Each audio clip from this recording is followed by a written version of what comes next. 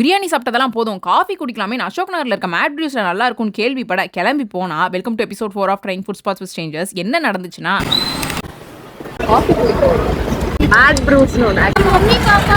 இவ்வளவு மாசங்களா பண்ண சீரீஸ்ல என்ன கத்து கொடுத்துச்சோ இல்லையோ, ஒரு விஷயம் ரொம்ப நல்லா கத்து கொடுத்துச்சு. அது என்னன்னா, ஸ்டார்டிங்ல எப்படி ஆரம்பிச்சாலும் பரவாயில்ல, ஆனா முடியறப்போ உனக்கு எல்லாம் நல்லதா தான் போய் முடியும்னு ஒன்னு கத்து கொடுத்துச்சு. அப்ப நல்லா முடியலனா அது முடிவில்லைன்னு உன்னை சேர்த்து கத்து கொடுத்துச்சு. பல பேர்ட்ட கேட்ட உடனே ஒன் எட்டர்னிட்டி லேட்டர்ன்ற மாதிரி ஒருத்தவங்க ஓகே சொல்ல,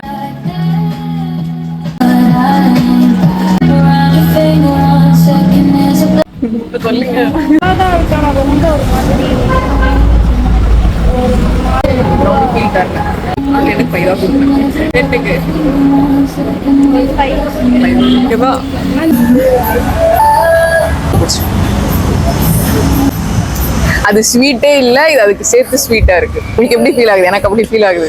மைலோட டேஸ்ட் ஒரு பக்கம், காஃபியோட டேஸ்ட் ஒரு காஃபியோட தான் ஸ்ட்ராங்கா இருக்கு. எனக்கும் மைலோ ஃப்ளேவர் தெரியல, அந்த அளவுக்கு இல்ல. ஆமா. ஓகே, இதுக்கு நான் 6.5 ரேட் பண்ணுவேன். 5 அதுக்கு ஈக்குவலா தான் இருக்கா? அந்த மோசமா தான் இருக்கு. ப்ரௌனிக்கு கொஞ்சம் நான் மேல சொல்லுவேன். இதானா அம்மா சமையல் தான் பிடிக்குமா?